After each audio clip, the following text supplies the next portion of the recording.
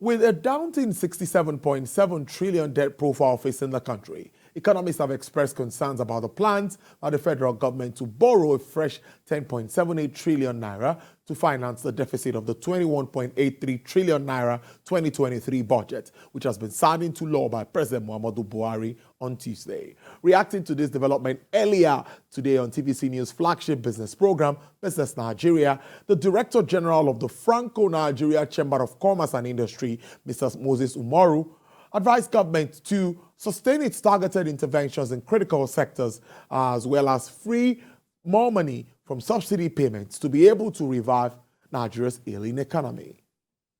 Asha Ahmed presented the bill to the budget two days ago, and she mentioned that over 3 trillion is allocated to subsidy in the first part of 2023. Yes. I think it's time Nigeria begins to look beyond the subsidy regime.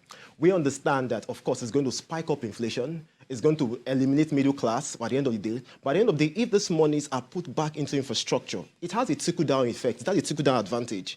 Remove the subsidy, put this removal into infrastructure development, put this removal into power. Once there is consistent power, business cost takes 50% currently when it comes to their power. That reduces to 25%. They can employ more. And when these people are employed more, our unemployment numbers reduce. And of course, these staffs begin to pay what we call personal income taxes. So it has a trickle-back effect back to the government in terms of revenue. So we need to begin to look at the long-term effects of policies. If you look at recurrent expenditure versus capital expenditure, I begin to wonder, an economy that wants to develop is paying more salaries than building roads. An economy that wants to develop is having over 8 trillion in recurrent and less than 6 trillion in capital expenditure. So it shows what the government is looking at. You understand? We're not in a position to talk about it, but I will still stress it, that there's a need to shrink the cost of governance in this country. PA to the PA is not necessary. We can diplomatically do that. We don't even need restructuring to do that. It needs the political will to get this done. Everybody is still satisfied